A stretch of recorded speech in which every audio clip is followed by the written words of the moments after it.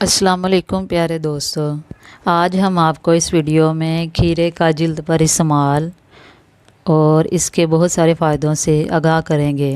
Video को पूरा देखिएगा। खीरा जिल्द की खूबसूरती के लिए बहुत मुफीद है। इसको आँखों पर लगाने से आँखों की सोजन दूर हो जाती है और लचक में इजाफ़ा हो जाता है। धूप से जल्दी हुई जिल्द पर खीरे के टुकड़े मलने से सुकून महसूस होता है।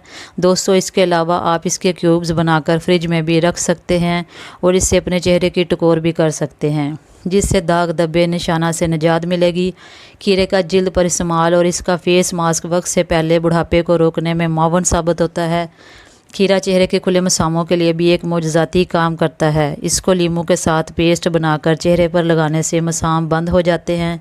दोस्तों, हम अक्सर औक़ात इसके लिए बर्फ़ का इस्तेमाल करते हैं, मगर हम शायद ये नहीं जानते कि खीरा भी हमारे लिए उतनी ही अफादियत रखता है जितना कि बर्फ़ के टुकड़े।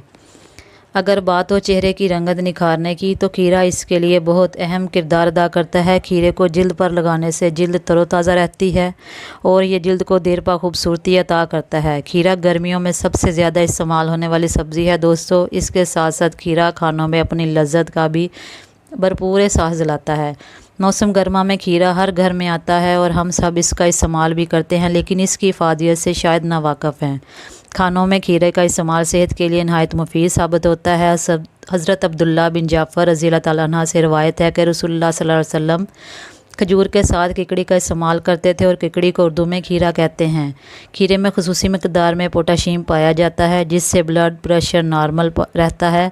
इसमें सल्फ़र की तादाद ज़्यादा होती है, जिससे बाल महफूज होने के साथ साथ बढ़ते भी हैं। दोस्तों, खीरे का इस्तेमाल हमारी सेहत के लिए बहुत मुफीद साबित होता है और ये हमारे चेहरे का हुस्न बरकरार रखता है। तो दोस्तों, कैसी लगी हमारी आज की हेल्थ टिप आपको कमेंट करके लाजमी बताइएगा। वीडियो को लाइक करें और सबसे पहले अगर आप चैनल पर नए हैं तो चैनल को सब्सक्राइब कर लें, ताकि फ्यूचर में आने वाले तमाम हेल्थी टिप्स बआसानी आप तक पहुंच सके। दोस्तों, कल मिलते हैं इंशाल्लाह एक नई हेल्थी टिप के साथ। तब तक के लिए दुआ में याद रखिएगा। अल्लाह हाफिज़।